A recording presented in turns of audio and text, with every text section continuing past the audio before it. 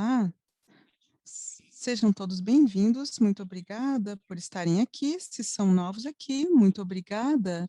Somos a First Draft, se não nos conhecem, se não viram falar sobre nós somos uma empresa sem fins lucrativos, temos escritórios em Nova York e em Londres, entre outras. Esperamos trabalhar para dar aos profissionais ferramentas para combaterem informações enganosas e desinformação em geral.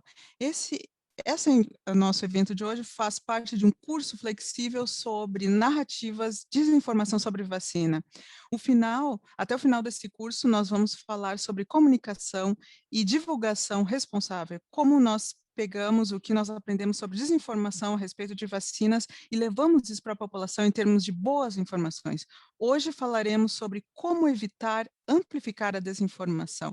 Se vocês não me conhecem, eu sou a Sheridan Urbani, sou gerente de programas e parcerias na First Draft, vivo em Nova York. Vocês podem me encontrar no Twitter em @shayurbani. No final dessa sessão, eu vou mostrar mais sobre recursos da First Draft. Ok?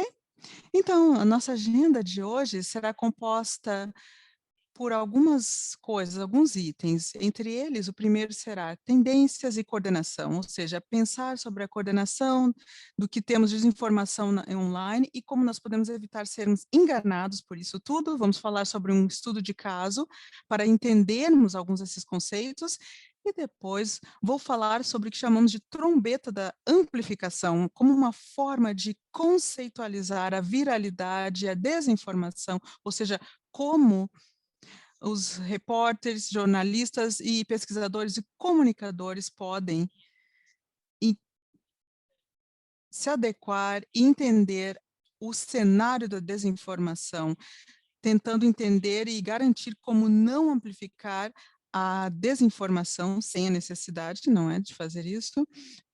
Tem a ver com o título dessa sessão, e também decidir quando utilizar a sua plataforma, como pegar tudo o que aprendemos para tomarmos melhores decisões a respeito de como utilizar a nossa plataforma, trabalhando para uma organização de mídia ou um veículo de mídia. Então, vamos falar sobre tendências e coordenação.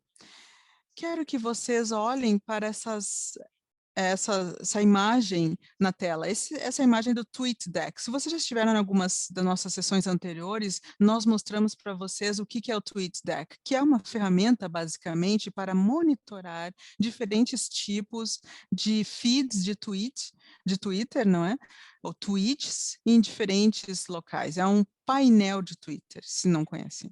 Basicamente, temos várias colunas aqui, onde temos hashtags ou expressões, e o TweetDeck mostra tweets no Twitter que tem essas expressões ou hashtags. Aqui nós temos liberdade médica, como quando a gente coloca esses resultados e faz pesquisas no TweetDeck, quais são os resultados para essas hashtags, não é? E para essa expressão. Isso nos traz resultados sobre vacinas. Não parecem resultados tão óbvios, porque liberdade médica, medical freedom, é uma expressão geral, genérica. Poderíamos vê-la aplicada em várias questões, mas hoje, quando olhamos para esses hashtags, a conversa está sendo dominada por pessoas que estão discutindo a questão da vacina. Nós não consentimos, é uma hashtag que ficou muito popular no Reino Unido, we do not consent, não é? Mas o fio aqui, o thread do Twitter, tem muito a ver com vacinas. E também podemos verificar os resultados entre medical freedom, liberdade médica como hashtag, e liberdade médica como expressão. Como hashtag, liberdade médica é muito amplamente dominada por pessoas que têm ceticismo, são céticas relacionadas a vacina contra a Covid-19 ou vacinas em geral. E elas utilizam essa hashtag liberdade médica para dizer que, bom, o governo estava nos forçando a tomar a vacina, se adequa a essa narrativa sobre a qual nós já discutimos, relativas a liberdades civis, em relação ao uso da vacina, aplicação da vacina.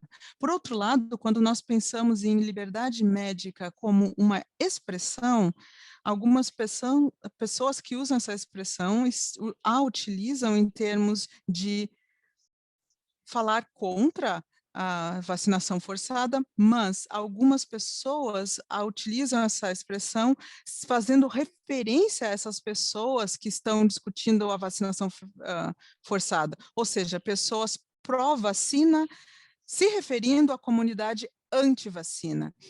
Ou seja, eu falo sobre isso, enfatizo esse ponto, que parece óbvio, para dizer que muitas vezes quando as pessoas utilizam hashtags em oposição à expressão, existe um uso da linguagem, por exemplo, o termo liberdade médica como uma forma de expressar o seu ponto de vista. Quando vocês clicam, por exemplo, na hashtag liberdade médica, vocês vão ver muitas pessoas que estão falando sobre a vacina, sobre essa estrutura da ideia de uma ameaça às liberdades civis, o que nem sempre acontece com a expressão.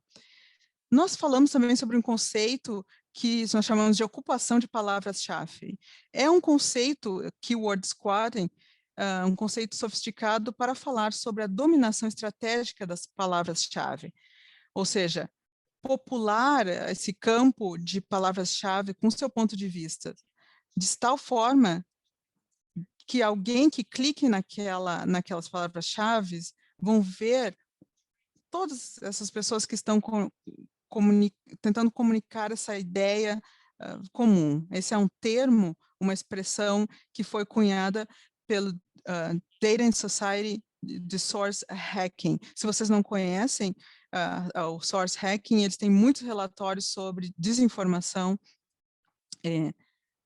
e como os comunicadores, jornalistas, repórteres podem pensar sobre a desinformação. Então, recomendo que vocês verifiquem o Source Hacking. Vemos aqui alguns exemplos do que nós chamamos de keyword squatting, ou ocupação com o uso de palavras-chave. Vemos aqui essa hashtag Save the Children, salvem as crianças, muito comum, muito popular nos Estados Unidos na época das últimas eleições presidenciais.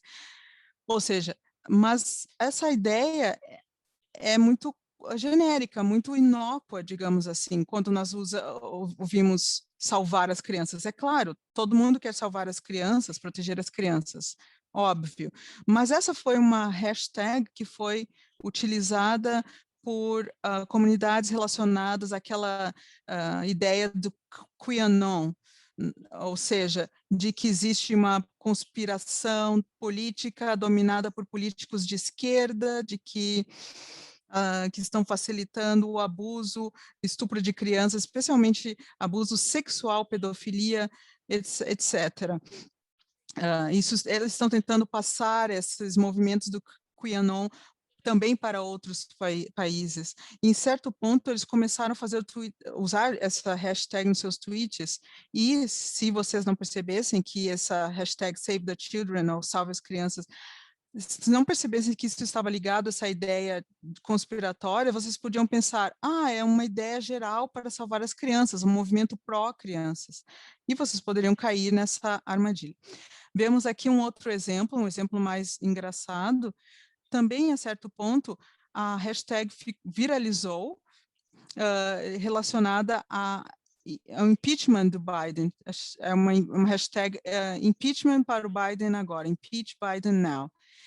E, na verdade, quando saiu essa hashtag, os fãs do K-pop basicamente adotaram essa hashtag e encheram essa hashtag com o seu conteúdo relacionado ao K-pop. Então, quando eles pegaram essa hashtag política e inundaram essa hashtag com algo que era totalmente não relacionado à ideia da hashtag, ou seja, tem a ver com a dominação dessa hashtag, não é? Tem a ver com keyword squatting, tem a ver com uma agenda, tem a ver com uma ideia, um conceito, pode ser feito com vários objetivos.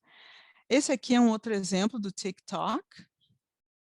Se vocês não conhecem o TikTok, uma das características, uma das features do TikTok é que vocês podem utilizar áudio na plataforma para os seus próprios vídeos. O que acontece é o seguinte, tem lá um áudio, se vocês estão criando novo conteúdo, vocês podem pegar esse áudio e pesquisar coisas através de áudio. Vocês podem clicar num pedaço de áudio, num áudio, e vocês vão ver várias peças de conteúdo que utilizaram aquele áudio. Em outubro, no último outubro, perto das eleições, aqui nos Estados Unidos, tinha um conteúdo chamado Trump é seu presidente, Trump is your president, era o nome do conteúdo em inglês. Basicamente, de apoiadores do Trump, com bonés do Trump, que eram patriotas, com as bandeiras. E aí, houve uma tomada dos fãs do K-pop mais uma vez, ou seja, uma inundação, uma avalanche de conteúdo de fãs do K-pop utilizando esse áudio, esse som. Então, essa dominação, essa ocupação, o que nós chamamos de keyword squatting, pode ser utilizada dessa forma, como eu mostrei aqui. Então, isso pode também informar a nossa comunicação, a nossa divulgação dessas informações. Vamos voltar a essa Save the Children, salvem as crianças, essa hashtag. Isso nos mostra como comunicadores, repórteres e pesquisadores podem ter um papel na amplificação dessa desinformação, que busca uma agenda e podem fazer isso sem querer, sem propósito de fazer essa amplificação. Então, a nossa equipe, quando houve a explosão dessa hashtag, nós, a nossa equipe, fizemos uma pesquisa de quando essa hashtag foi primeiramente utilizada e quais eram os eventos do mundo real, coisas que estavam acontecendo em relação a essa hashtag. Qual foi o movimento real, do mundo real, que estava alavancando essa hashtag, e não só online? E uma das coisas que descobrimos é que havia muitas manifestações em todos os Estados Unidos sendo organizadas em relação a essa hashtag, ou ligadas a essa hashtag Salvem as Crianças. Um dos principais organizadores de muitas dessas manifestações é essa pessoa aqui, se chamava John Dela Cruz, na plataforma, que disse que estava baseado em Los Angeles, na Califórnia. O que nós descobrimos foi muito imediato que essa pessoa aqui claramente estava conectada com a ideia da conspiração do QAnon, ou Canon. Bem, e aí a gente vê ali essas hashtags ali, ó, Hollywood, Los Angeles, Save the Children, né, salve as crianças, mas a gente vê outras coisas ali, ó, no final, WWG1WGA. Se vocês não conhecem o QAnon e a linguagem que é envolvida nessas ideias de conspiração do QAnon, essa hashtag WWG1WGAA é uma das hashtags mais comuns do movimento QAnon, que quer dizer where we go one, we go all. Onde vamos vamos todos. É uma das coisas que eles mais tweetam, uma das hashtags que eles mais tweetam do QAnon. Isso nos mostrou claramente que essa pessoa era parte desse movimento de conspiração. Ou seja, ao olharmos para uma tendência ou uma hashtag que está nos trending topics ou ficou viral, qualquer plataforma de mídia, é importante investigar as fontes, se você quiser entender o conteúdo que cerca isso tudo. Se você não fizesse isso, você pode pensar, ou poderia acabar pensando, que se salvem as crianças, que essa hashtag salve as crianças era um movimento inócuo de pessoas que estavam preocupadas com a segurança das crianças, ou que queriam combater o abuso infantil. Mas se você buscar mais um pouco, fizer um pouquinho mais de investigação, você vai descobrir que essa pessoa estava ligada a comunidades relacionadas a essas teorias da conspiração. Uma das outras coisas que nós podemos encontrar muito rapidamente são evidências de coordenação. Essa aqui é um screenshot, é uma foto, não é, mostrando aqui do QAnon, e se vemos esse texto na tela, vocês veem ali a hashtag, não é? Save the Children, e salvem as crianças, outra hashtag, Save Our Children, salve as nossas crianças, e está ali há uma coordenação, use essas hashtags, o mundo está acordando para esse movimento pedofílico, satânico internacional, protestos em todo o mundo vão aparecer, ou seja, a questão aqui, esse é um post que está falando para as pessoas utilizarem essas hashtags. E por que isso é importante? É importante porque, ao buscarmos essas hashtags que estão viralizando, qualquer tipo de coisa que esteja entrando nas tendências, nas plataformas, a gente tem que encontrar essas fontes. Mas porque é muito fácil que algo entre nas tendências, especialmente se você diz se há coordenação para utilizar essas hashtags. É por isso que temos que entender essas tendências, para não ser enganado pensando que algo é orgânico e que não há coordenação por trás disso. Bem, o que fez isso realmente explodir, não é, essa hashtag do Salve as Crianças, esse movimento de Salve as Crianças, é que ele passou para a mídia tradicional, para a mídia local.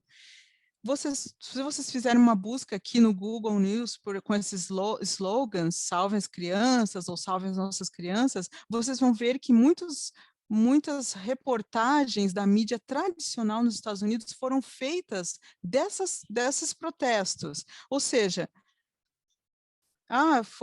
foram feitas alguns protestos no sábado com essa ideia de salve as crianças. E essas mídias anunciavam isso e cobriram isso. E as manchetes não colocavam esse Save the Children, salve as crianças, em questão. Não estava dizendo que estavam ligados à conspiração política. Eles só estavam cobrindo, dizendo que havia um protesto. E é importante porque temos esse movimento que é online, que vem das comunidades online, e aí ganha uma plataforma mais ampla, via mídia local, que está repetindo isso através das suas manchetes. Dessa forma, esse é um exemplo do que nós chamamos de trombeta da amplificação. Essa ideia de que a desinformação muitas vezes começa em comunidades de nicho, em nichos, numa web anônima, não é? Um pequeno grupo, ou até no Reddit, por exemplo, em pequenos grupos, em pequenas plataformas online. De forma anônima, muitas vezes. Depois ela passa para redes fechadas, talvez um grupo de WhatsApp, e depois ela passa para uma terceira área, em comunidades de conspiração, no YouTube, por exemplo, canais assim. Depois ela passa para a mídia social, seria a categoria mais ampla, como Twitter, Facebook, plataformas nas quais existe um percentual maior da população que a utiliza, não é? E aí temos a plataforma mais ampla ainda, a mais ampla de todas, que é a mídia profissional. Nós chamamos isso de trombeta, não é? Porque no início temos comunidades menores, em nicho, e se houver uma desinformação, ok, talvez não esteja atingindo muitas pessoas. Mas aí, no final desse trombeta, vocês veem que há um aumento, não é? Uma abertura maior. A mídia profissional dá a essas narrativas uma plataforma muito mais ampla, para que essa desinformação atinja uma plateia, um público muito maior, muito mais amplo.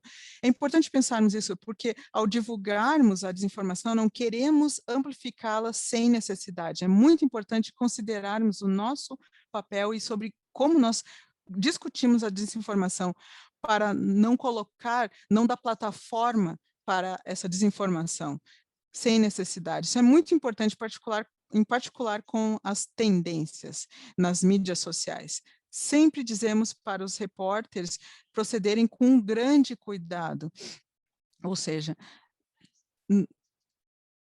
nos Estados Unidos, antes das eleições presidenciais, muitas notícias tinham o padrão de verificar as tendências, não é? Os trending topics no Twitter. E eu não estou dizendo que os repórteres não devem fazer isso, não devem buscar o que está em tendência, porque às vezes os trending topics trazem histórias interessantes que devem ser cobertas, mas a gente tem que ter cuidado, é isso que temos que ter, porque às vezes essas tendências não são orgânicas, e às vezes elas são histórias interessantes, mas temos que dar o contexto. A questão da hashtag Salvem as Crianças, esses protestos, eles foram cobertos pela mídia sem dar o contexto, sem contextualizar especificamente que aquilo fazia parte do movimento conspiratório político. Esse que foi o problema. Então, o contexto é muito importante. Esse aqui é um exemplo muito importante em relação à divulgação do fenômeno Salve as Crianças, que nos coloca em contexto. Esse é um exemplo da NBC News, que eles fizeram uma divulgação que ajudou na desinformação. E aqui, aqui vemos aqui a manchete que QAnon se aproxima de protestos nacionais e viraliza com as hashtags Salvem as Crianças, Save the Children. Aqui, na manchete, demonstram como há essa conexão com a conspiração teórica. Nós vamos falar na próxima sessão muito mais sobre manchetes e como lidar com as manchetes e dicas na nossa próxima sessão, certo? Agora eu quero falar sobre imagens. As imagens realmente constroem narrativas, e quando discutimos amplificação e como a divulgação, como a reportagem pode dar uma plataforma muito mais ampla a um boato, a um rumor, de forma inadvertida, as imagens têm um papel nisso, porque elas constroem uma narrativa através dessa sua utilização nas reportagens. Por exemplo, vemos imagens como esta, uma pessoa que está fazendo careta ao tomar a vacina, não é? Isso é muito forte, é uma imagem que tem poder, tem peso, é uma forma muito emotiva de falar sobre dor, não é? E vacina, relacionar isso. Talvez não seja a mensagem que você queira passar para o seu público. Ou seja, quando você tem uma série de artigos em veículos de mídia, ou que contenham imagens assim, que são muito evocativas de dor, ou de talvez, possivelmente, medo, não necessariamente não importa o que está tanto o que está sendo dito, ou não importa somente o que está sendo dito, mas também importa a imagem, que ela é muito relevante. É por isso que nós ensinamos para as pessoas que é importante entender quais são as narrativas dominantes em relação às imagens. Se vocês estiveram nas nossas sessões anteriores, vocês já sabem que o Bill Gates é um personagem que é uma pessoa que é muito popular, é uma figura muito popular nesse pensamento relacionado a narrativas de conspiração, em termos de vacina e controle populacional, e como Bill Gates deseja dizimar a população do mundo. Tem essas narrativas, não é, de conspiração. Então, se você estiver fazendo a divulgação sobre algo relacionado sobre vacinas e Bill Gates, temos que ter cuidado, porque a imagem dele está inevitavelmente, vai ser reutilizada, vai ser fotografada de forma conspiracional. Não queremos dizer, não usem nunca as imagens do Bill Gates, só estamos dizendo que temos que entender como utilizamos essas narrativas. As narrativas têm um alto potencial nessas divulgações. Uma outra coisa que vemos muito é essas estruturas dominantes que são repetidas muitas vezes, em particular, a divulgação de histórias ou anedotas como notícias. Temos do New York Times aqui essa imagem sobre vacinas, e essa notícia aqui é sobre um médico de Boston que desenvolveu uma reação alérgica grave após receber a vacina da Moderna contra o coronavírus. Ou seja, isso aqui fala sobre reações à vacina. É muito importante dar informações importantes sobre os riscos em potencial das vacinas que as pessoas estão, aos quais as pessoas estão sujeitas. Mas, como eu disse antes nessa apresentação, é importante colocar isso em contexto. O que nós vimos é que, muito embora, na verdade, quando vocês verificam todo o contexto, as reações alérgicas às vacinas são muito pequenas em termos de números. As vacinas oferecem um risco muito pequeno, e já que temos alguns artigos mostrando essas reações como se fossem notícias, o público pode ter uma noção errônea de que isso seja algo muito relevante. E também vai contra as pessoas entenderem o risco de forma precisa. Uma outra coisa importante em termos de compreender a amplificação das desinformações e de forma responsável é a questão da atribuição. Nessas histórias aqui sobre reações à vacina, uma das coisas que nós percebemos é uma tentativa de solapar, especificamente a Pfizer e outras vacinas através da desinformação. Essa aqui, a RT, o Russia Today, é um veículo de mídia popular em várias comunidades. Esse é um segmento que eles falaram, no qual eles falaram sobre reações graves à vacina. E eu trouxe isso aqui como exemplo porque quero dizer que pode ser muito fácil solapar a confiança na Pfizer dessa forma, ou seja, vocês podem pensar que essa é uma narrativa dos russos, isso pode vir de um agente em particular, mas é mais complicado do que isso, porque, na verdade, existem toneladas de muitos veículos de mídia, esse aqui embaixo vem, por exemplo, do New York Times. Então, temos muitas divulgações que estão escrevendo quase a mesma coisa, especialmente em 2016, também nas eleições daquela época, havia muita preocupação das influências internacionais e das influências internacionais na mídia. Então, não devemos ter cuidado com atribuir algo a um Estado em particular, ou um país em particular, sem termos evidências. Temos que pensar muito nisso. Finalmente, quero cobrir mais um conceito, que é decidir quando utilizar sua plataforma. Bom, falamos sobre amplificação em termos de quando divulgar a desinformação. Isso pode ser complicado, porque, por um lado, se a desinformação não atrai engajamento, não gera engajamento, fazer a divulgação a respeito de um boato pode fazer com que ele cresça. Por outro lado, depois que ela viraliza, depois que esse boato viraliza, pode ser muito difícil reduzir a sua disseminação. Ou seja, temos esse ponto de virada no qual nós temos que entender qual é o potencial dessa desinformação de se tornar viral.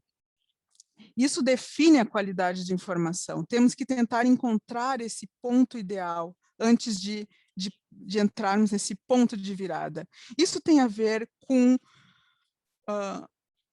o medo ou com o perigo de amplificar a desinformação, que tem também a ver com a questão do interesse público versus a amplificação em potencial. Temos que colocar isso numa balança. Infelizmente, não existe uma ciência exata para identificar esse ponto de virada, para decidirmos quando dar cobertura ou não, e na tentativa de não amplificar a desinformação. Nós temos esses pontos, nós criamos essa ideia de um ponto, e que em inglês nós chamamos de point, que o P significaria plataforma. Quando que ela passa de uma plataforma para outra? Quando essa desinformação passa de uma plataforma a outra? O outro é outlets, ou veículo de mídia. Se um jornalista está publicando sobre essa desinformação, se houver isso, se houver publicação em mais de um veículo de mídia, talvez exista amplificação. O I é influenciadores. Será que o influenciador, uma celebridade, está compartilhando essa história? Quem é que é influente numa determinada audiência, num determinado público, no compartilhamento dessa desinformação? O outro é N, números. Quais são os números, qual é o nível de engajamento que aquela desinformação está atraindo? E o T, para transporte, não é? Será que está se movimentando de uma comunidade para outra? Será que essa informação viaja? Ou seja, temos que entender isso quando nós vemos esse boato passando de uma comunidade de nicho para outra comunidade de nicho, ou, por exemplo, do Twitter para outra plataforma, isso tudo serve como indicador, ou indicadores, para que entendamos qual é o nível de disseminação de uma desinformação. Uma ferramenta que podemos utilizar para entender isso é uma ferramenta gratuita, vocês podem instalar no Google Chrome, o Firefox, é o Crowd Tangle Link Checker. Quando vocês clicam no website e quando clicarem no plugin, vocês vão ver onde essa informação foi compartilhada na mídia. Vocês vão ver quem está compartilhando essa desinformação e também vocês vão conseguir quantificar qual é o nível de disseminação e se vocês devem se preocupar com isso ou não. E a disseminação, bom, voltando a esse conceito, mais uma vez, de que isso é uma arte, não uma ciência, ou seja, tomar essa decisão, não é? A disseminação depende da comunidade que você está analisando. Isso aqui, por exemplo, esse exemplo é algo que nós vemos muito. As pessoas utilizando o sistema de notificação de efeitos adversos da vacina do CDC, que se chama VAERS. Ele é um sistema que permite que qualquer pessoa coloque lá quais foram os efeitos adversos da vacina, mas ninguém verifica nada, qualquer pessoa pode inserir um relatório lá, ou seja, não se pode confiar nesse sistema para obter informações fidedignas. Mas vimos num grupo de Telegram essa desinformação. Vocês podem pensar, bem, isso aqui só está no grupo de Telegram, não está no Twitter, não precisamos nos preocupar com isso. Mas, se você estiver trabalhando com uma comunidade na qual esse aqui seja um lugar no qual muitas pessoas estão buscando suas notícias, no qual conversam muito, talvez você deva se preocupar.